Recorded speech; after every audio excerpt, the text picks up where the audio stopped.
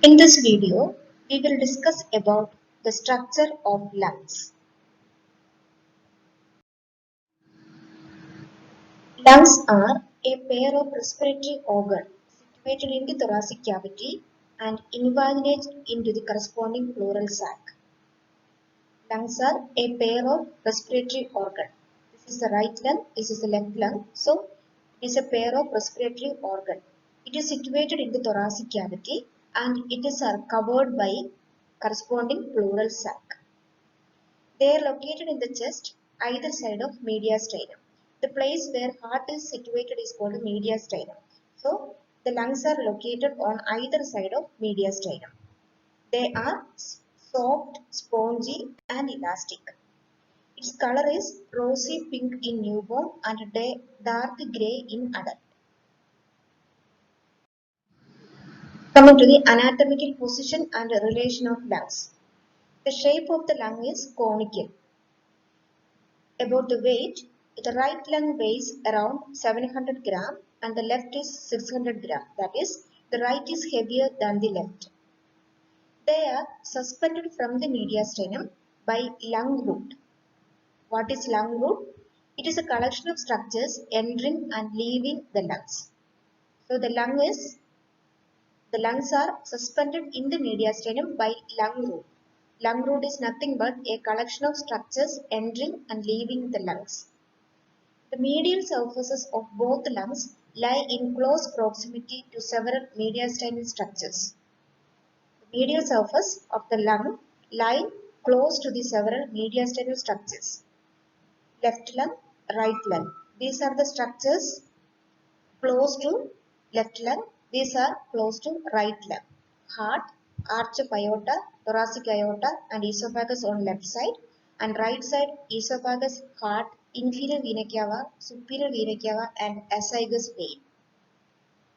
In this slide, we have seen anatomical position and relation. The lung is conical in shape. Weight, right lung 700 gram, left lung 600 gram. They are suspended in the mediastinum by lung root. The medial surfaces of both lungs are in close relationship with the certain mediastinal structures as given in the table. Let us see the structure of lung. As we have seen already, they are roughly cone shaped. Also we have seen the left lung is smaller than the right.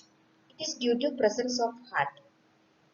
Each lung is divided into apex, base, lobes, and also each lung has 3 surfaces and 3 borders. The apex, it is the blunt superior end of the lung.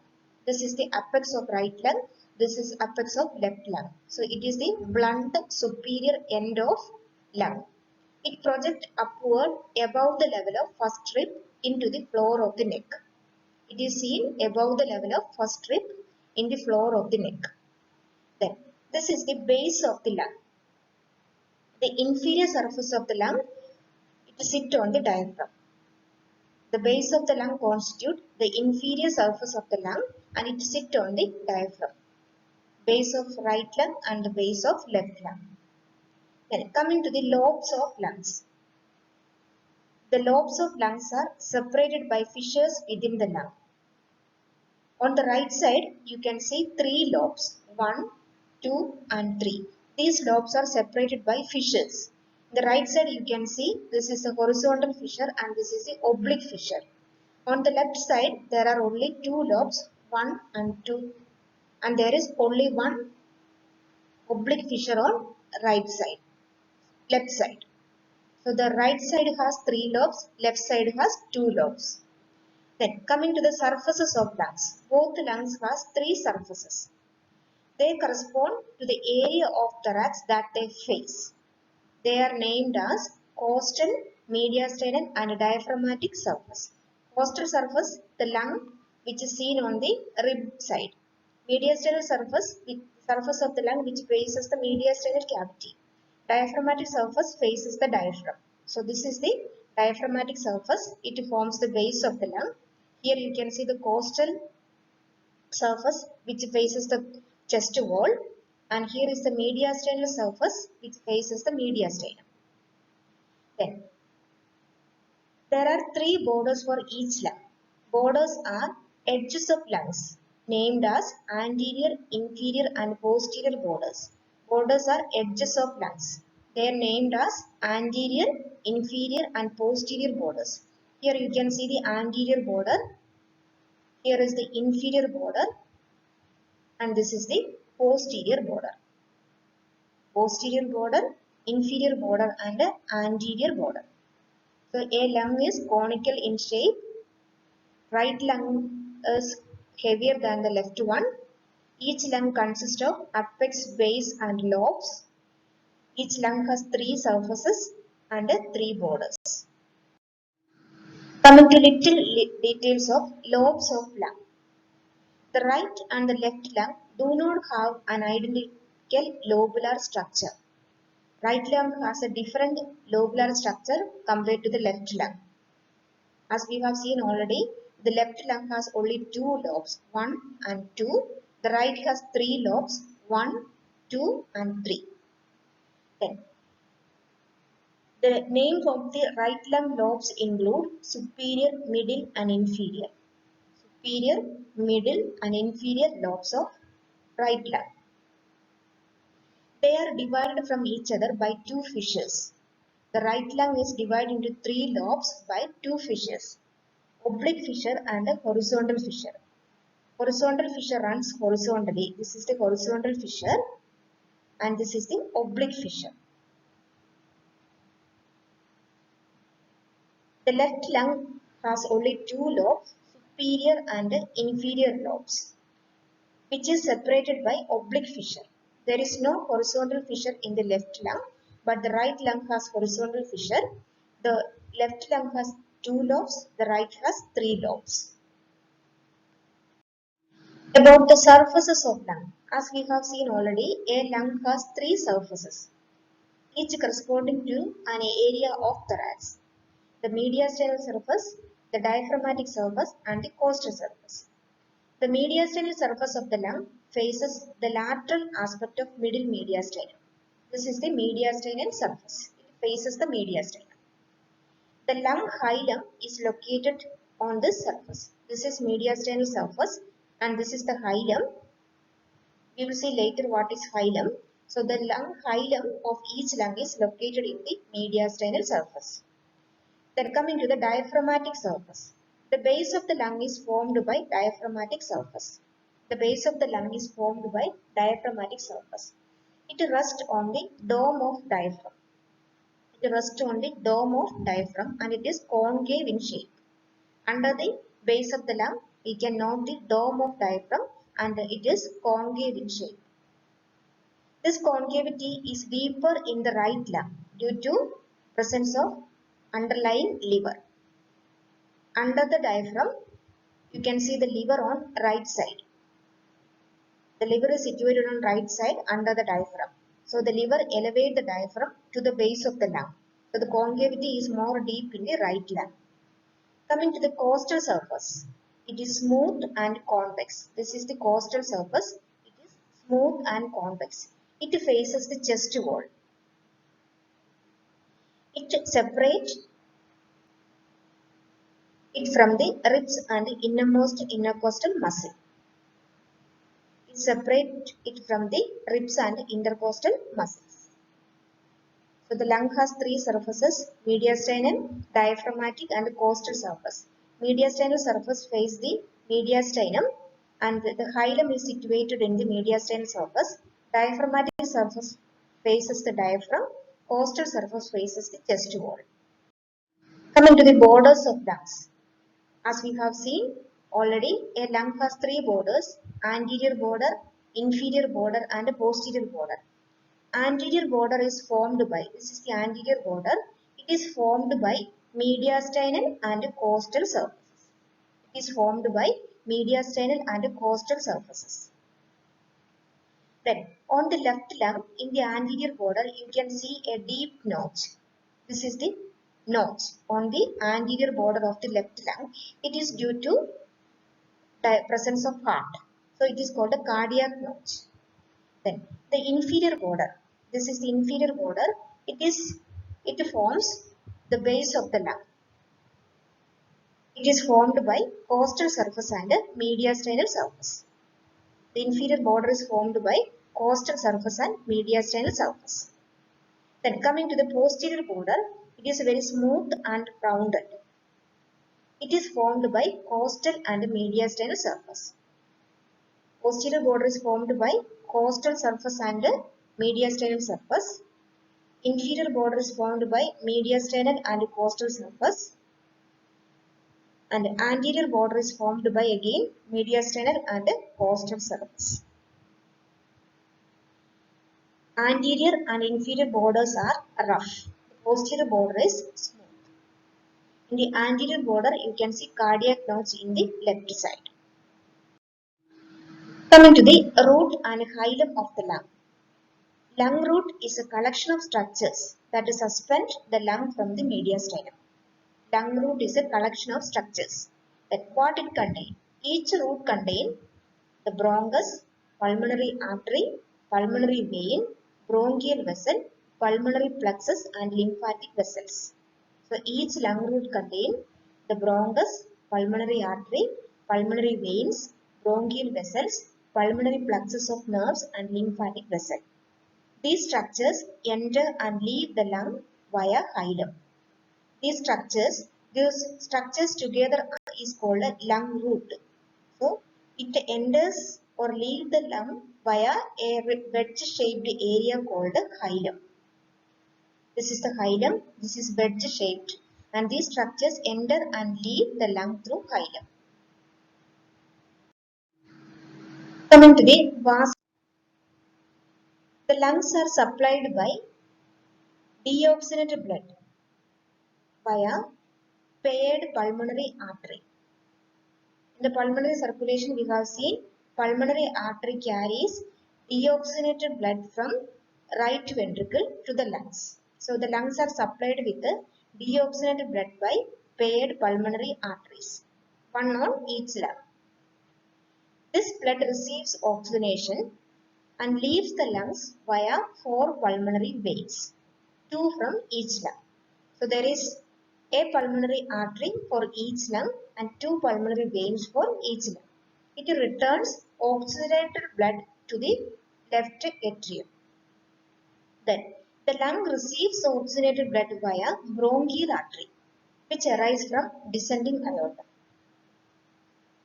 The bronchial veins provide venous drainage.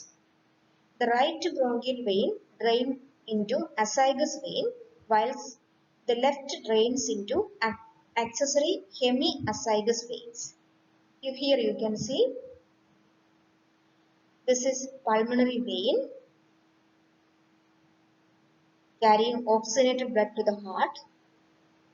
This is airway. This is pulmonary artery carrying deoxygenated blood to the heart.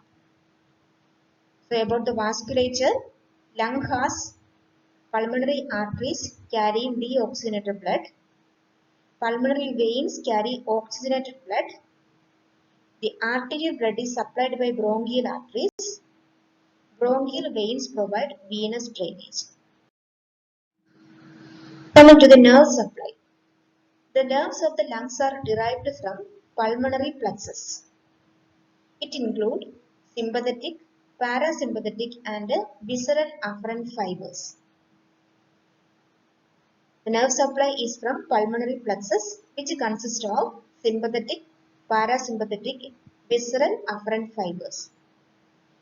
Parasympathetic supply is derived from vagus nerve. It acts to increase the secretion from bronchial glands. It causes contraction of bronchial smooth muscle and vasodilation of pulmonary vessel. The parasympathetic nerve supply comes from vagus nerve. It causes increased secretion from bronchial glands, contraction of bronchial smooth muscle and vasodilation of pulmonary vessel. The sympathetic supply is from sympathetic trunk. It stimulates relaxation of bronchial smooth muscle. This is the contraction. Parasympathetic causes contraction, sympathetic causes relaxation and vasoconstriction of pulmonary vessel just opposite to that of parasympathetic action, which causes vasodilation of pulmonary vessel. Then the visceral afferent fibers conduct pain impulses to the sensory ganglion of the vagus nerve. Visceral afferent fibers conduct pain impulses to the vagus nerve. So the nerve supply is from pulmonary plexus or through pulmonary plexus, which consists of sympathetic, parasympathetic and visceral afferent fibers. Let us see what is bronchial tree. Bronchial tree is a system of tubes. Bronchial tree is a system of tubes. These tubes are formed from the primary bronchi and their branches. The system of trees are formed from primary bronchi. Primary bronchi divides into secondary bronchi, secondary into tertiary bronchi, and these branches together are called a bronchial tree. Then we have to note that cartilage in the walls decrease and smooth muscle increase with branching. There is the number of cartilage in the primary bronchi is more compared to secondary. Secondary is more cartilaginous compared to tertiary. So as the branching is going on, the number of cartilage decrease and the smooth muscle increase. You can see this in the picture. The cartilage is more here and it comes and decrease and almost nil towards the end. And this is the bronchial tree. It consists of trachea, then main bronchus, secondary bronchus, tertiary bronchus or segmental bronchus with the terminal bronchioles. That is bronchial tree. Then, coming to the bronchi and lobules of the lung. The primary bronchi branch into lobar bronchi. The primary bronchi divides into lobar bronchi according to the number of lobes in each lung. In the right lung, 3 lobar bronchi. In the left lung, 2 lobar bronchi. The lobar bronchi is also called a secondary bronchi. Secondary bronchus goes to each lobe of the lung, or the lobar bronchus go to each lobe of the lung. Then in the lobe of the lung, they divide into tertiary bronchi. In the lobe of the lung, they divide further into tertiary bronchi. This tertiary bronchi supply air to single bronchopulmonary segment. Tertiary bronchi, each tertiary bronchus supply air into single bronchopulmonary segment.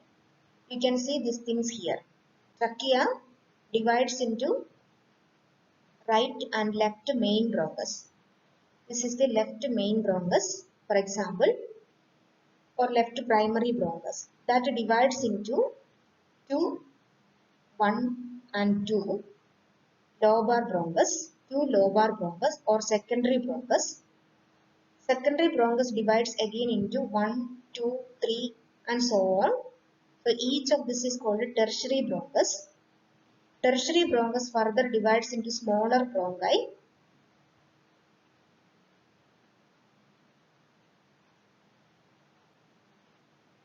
Smaller bronchi divides into bronchioles.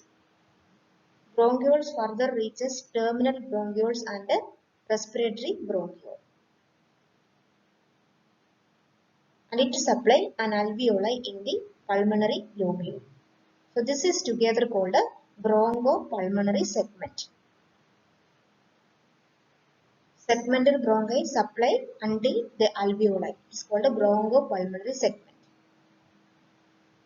So primary bronchi into secondary bronchi into tertiary bronchi, that further divides into smaller bronchi and reaches bronchioles, bronchioles into terminal bronchiole, and then finally respiratory bronchiole entering the alveoli.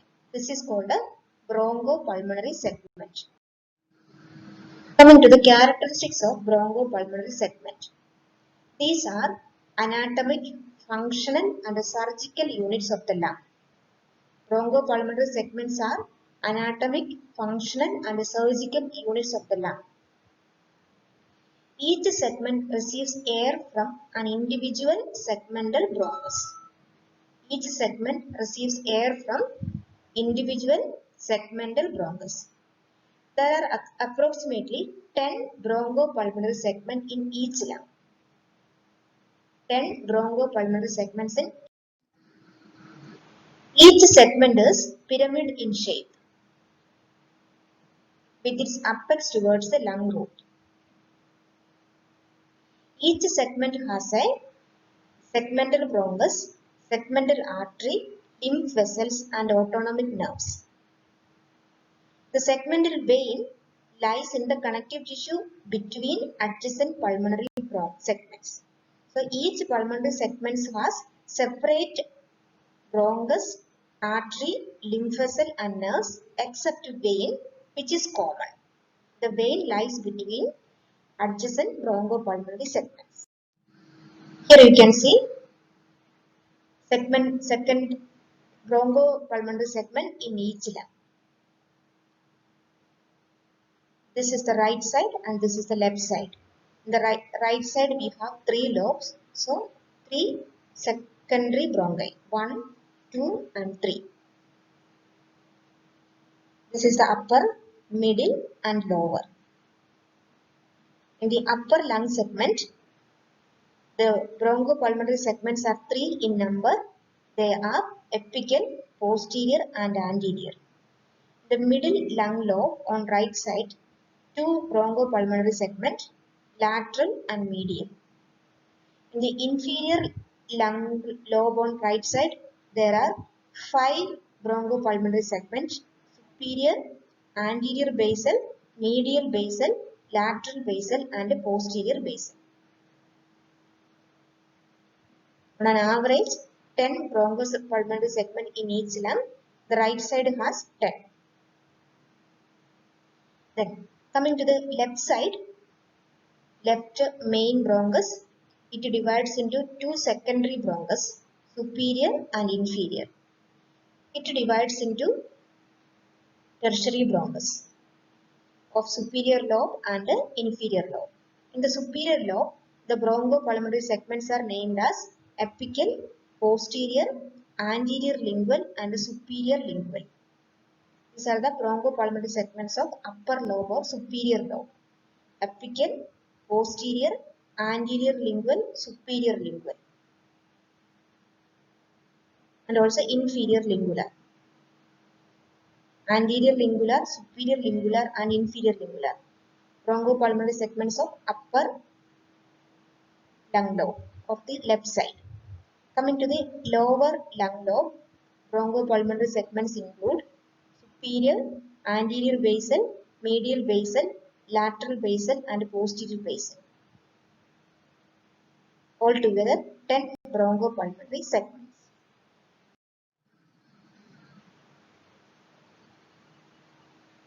On entering a bronchopulmonary segment, each segment bronchus divides repeatedly as we have seen already. Each segmental bronchus is accompanied by a branch of pulmonary artery. That means each has separate artery. The veins do not accompany bronchi or artery. Each segment has its own lymphatic vessel and autonomic nerve supply.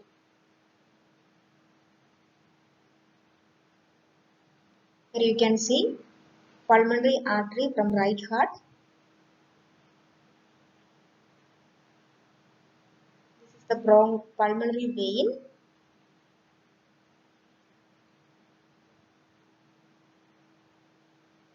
This is the terminal bronchiole.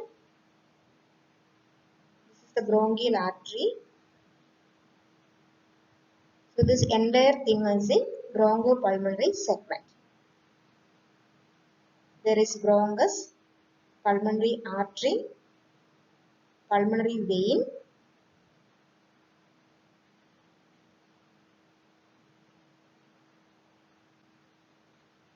nerves for each segment. But pulmonary vein is common. Coming to the clinical relevance. There is a condition called a pulmonary embolism. Pulmonary embolism refers to the obstruction of a pulmonary artery by a substance that has travelled from elsewhere in the body. Whenever there is an obstruction in the pulmonary artery due to a substance that has reached in the pulmonary artery from other part of the body, that condition is called pulmonary embolism. Then The emboli can be a thrombus. A thrombus means a blood clot, a moving blood clot. Then it can be a fat globule coming from bone or orthopedic surgery. Or it can be air due to cannulation in the neck. So there can be thrombus, fat or air as embolus, which may obstruct the pulmonary artery, and that condition is called pulmonary embolism. Thanks for your patient listening. This is in brief about anatomy or structure of lungs and bronchopulmonary segment.